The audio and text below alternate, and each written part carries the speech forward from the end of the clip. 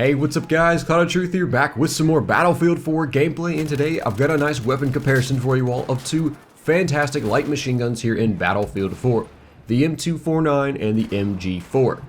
Now, one of the reasons why I'm actually doing a kind of breakdown comparison of these two guns is because previously in a video talking about the MG4, I was saying that this weapon so far for me has been the best LMG in Battlefield 4. And a lot of you all left comments saying, well, try out the M249. It's basically the exact same thing, and you can unlock it through the single player campaign. And I was kind of thinking, okay, the exact same, I highly doubt it, but you know what? I won't throw that out the window. I'll unlock it and give it a shot. And when you go over the stats, which, by the way, there's a link in the description to Symthic.com, which I was astounded how quick these guys got the stats for these guns out. They did a fantastic job. And what are you doing? What was that guy doing? Did you see that? Here I am sitting on the staircase shooting an enemy, and this guy, an enemy, walking up behind me, just walks right in front of me. I don't even know how that happened. How'd you miss me right there? But anyways, getting back to the point, Symthic, they do a great job getting those stats. I mean, they did it really, really fast, and they have really anything and everything you could wish for in terms of stats for not only Battlefield, but other FPS games as well. So be sure to check the link down below. It'll take you to that website. You can go look at all the different stats you want and drool over it if that's the thing that you like. Personally, I don't really care about stats all that much. It's more about in-game performance for me. So, but let's go ahead and get started here. Like I said, though, you guys told me that the M249 was basically exactly the same. And when you look at the stats, yes, it is. It's basically, these weapons, the MG4 and M249, are 99% identical. I'm not kidding. The only difference they have is their horizontal and vertical recoil. The M249 kicks slightly less upwards and more to the left, and the MG4 kicks more to the right. That's it. That's the only difference between these two weapons. So, to me, it's a little bit baffling about that there's so little difference between these two guns. I don't know. It's possible that DICE decided to make it that way so that they're not, because I guess it's hard to kind of really separate these two guns when they have kind of similar attributes in terms of their roles and performance here in Battlefield 4, but it was just a little bit weird seeing that these two weapons were almost identical with each other. And personally, I was kind of liking something to separate them a little bit more, but with that kind of, I guess, similarity between the two, it's hard to kind of pick apart differences that make one weapon better over the other.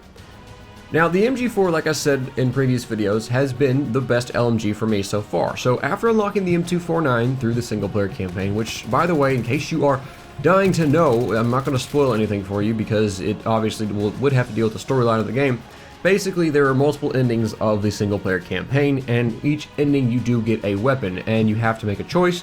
So just kind of I don't know, look around you during the single-player campaign, and look at the weapon you unlock and what it kind of, I don't know, on battlelog, what it entails in terms of kind of like a decision, and then just kind of look at with the characters, and you'll figure it out. It's not too hard, you'll figure it out. So, but you do unlock it through the single-player campaign, which was not exactly the most brilliant of story. It was more, I guess it was more of a cinematic thing, but I'd like to see a little bit more kind of, I'm like Michael Bay-ish, I guess, in a way. You know, if you're trying to show off the Frostbite engine, then please do so by just having everything blow up, because I'll be honest, Medal of Honor makes great campaigns. They do. The guys, the Danger Close guys, just, oh my goodness, they're fantastic. DICE, in the hand's kind of like, you know, they don't have that lightheartedness of Bad Company, so it's trying to be a little too serious and it doesn't really work out. So I'm not saying it's necessarily real bad, but to me, it wasn't quite as enjoyable, unless if you make it kind of more of just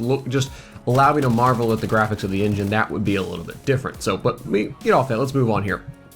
But after unlocking the M249, I hopped into some obliteration and conquest large on operation locker, or like the hellhole basically here in Battlefield 4. And I unlocked all my attachments for this gun, and that's one of the things I will say is that both the MG4 and M249, I have unlocked all the available kill attachments. The only thing I'm on is battle packs, which I feel like I can give a pretty good thought, or rather just kind of understanding of these guns as someone who's actually used them and gotten all the way through it in terms of attachments, and have even unlocked a flash hider, which you can't unlock through kills, only through battle packs. And I will say this right now, it doesn't make any difference for me. I personally don't find it to be useful or really that degrading. And more or less, it kind of hurts my gun because it takes up a slot for something else that may be a little bit more valuable. But finally, after all this time, let's actually talk about the guns here. Now, the M249 and the MG4, like I said earlier, are fantastic guns. They're both really, really good. And when it comes to choosing which one is better, It is all down to your personal choice. Like I mentioned before, the M249 kicks upwards slightly less than the MG4, but kicks hard to the left. whereas the MG4 will kick hard to the right. And it really just comes down to your personal performance and how you see these weapons handling, excuse me, how they handle for you, because that's it. That's all that matters.